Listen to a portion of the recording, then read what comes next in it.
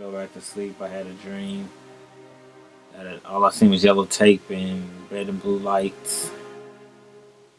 Didn't know where, but I knew it was close. In the middle of that dream, before I can go any further, I was woke up by my older sister Tanika, and all I know is she was like bloodshot red, and crying, and she just didn't hesitate to say it, like my mama did.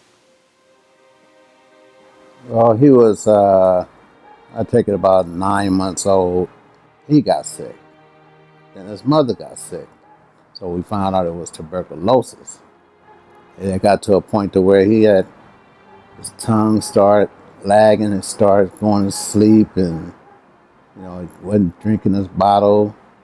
Uh, Fever at to 107. When I used to hold him, he just used to just lay down more. And so as you look at him, you could, you just be so, you would just actually cry because you see your baby just falling apart. So we had to rush him to Children's Hospital. So they kept him in there, oh man, for months. If I'm not mistaken, almost close to a year. But they had him in there for a very long time. Tuberculosis, meningitis is basically fluid on the brain. It's worse than the typical cold. You could get it from coughing, sneezing, bleeding, everything. It's airborne. Um, it's deadly. And they turned around and they had to throw a shunt in his head to where his fluid wasn't functioning. So they had to go from the stomach to the head. Then we had to go back because it was short and that they was sizing up for him. So, me and my mother relationship, we were very close because she was overprotective of me. Because of my condition with tuberculosis meningitis, she would do things like I would have to wear afros to draw less attention because the shunt stuck out so much, and people wanted to know what it was, and she really didn't let me go too many places out her sight because she wanted me there with her, or she'd do things like if I wanted to wear do rag, couldn't be tight, or she didn't want me wearing it. She was just so scared, like couldn't wear braids because she thought it would mess up the shunt or it was anything. So I was so close with her because she kept me by her side for that reason of my condition. My mother was involved in the life, as they would call it. Um, she had friends who sometimes steered her wrong. It all stemmed from her birthday, where she decided to ride around with these friends, and a shooting happened, and her purse and identification was left in the vehicle. Fingerprints were left on the van, and when the car got taken down, she was her belongings was there, but she wasn't. So they brought her down for interrogation, and she was down there for maybe 12 hours. They wanted to get rid of every witness, and that's when her setup came, and she was killed. He was staying with his mother along with the other two children in the household down with their grandmother. And so I wasn't, me and his mother, we wasn't in such a tight relationship at the time. But I knew that, when I seen it on the news that, a woman that died down there and my body jumped, I knew in an instinct that it was her. And I made the call and sure enough it was her. I came home from school. I remember walking up the stairs. My mother was on the porch. Gave her a hug and a kiss, as I always did. And I remember her walking in the room as I was watching TV, and she was kind of crying. She called me into the kitchen, like basically saying that she was gonna put down the drinking and go to church with me on Sunday. I poured the Hennessy out. We hugged, cried, or she cried, and like I went back on to watching cartoons.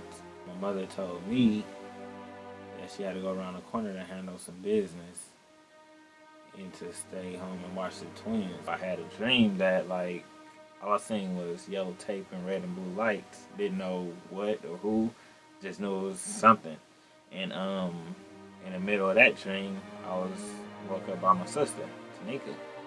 And all I know is like as light as she is, she was bloodshot red. And she just was like, my mama dead. Like she didn't hesitate to even say it. She's just like, my mama dead.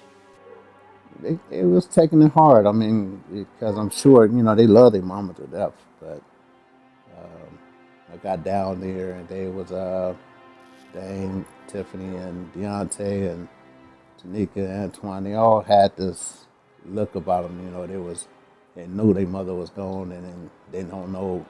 I didn't know if they actually understood because they were so young how their life was going to have this big impact after the fact. That was a day that's kind of etched in my memory that I will never forget because I shared with a lot of my colleagues. Damon actually came to school that day, and it was like very nonchalantly told me that my mom got killed this morning. My mom, I woke up this morning looking for my mom, and she wasn't home. And I found out she went out looking for my brother, and I found out she got shot in the head. And I was like, "Are you serious?" Once I told them, what was going on, Miss Reed came back to me with the article that she got off the internet titled "Woman Shot to Death in West Oakland," and it just became more real.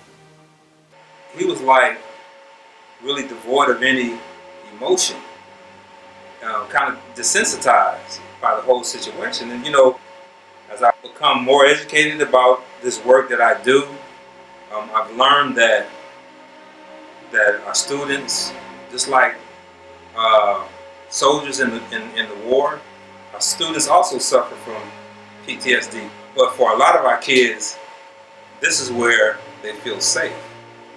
This is where they are comfortable. If I could go back in time, I swear I'd change it. All of my days would be different. I wouldn't see the same I know I can't change the past, but I could always reminisce. My mama, my heart, my best friend, you are forever missed. Mama, I made it. I wish you could be here to see me. I've grown older since you left, but I still wonder why I had to witness your tragedy. They said life goes on, but I carry a memory alone. I talk about you all the time, in all of my poems. Mama, I made it. It's been a long time coming. I've been on a rough journey to success, and I'm still running. I thank you for making me who I am today. Just the thought of you gave me the belief that there's always a way. Mama, I made it. It's been over 11 years. Every day without you brought me invisible tears. Well, I have to go now. I'll see you in the end times. You're like a blinds that never close, so forever you'll shine. I wish you were here to yell straight like that.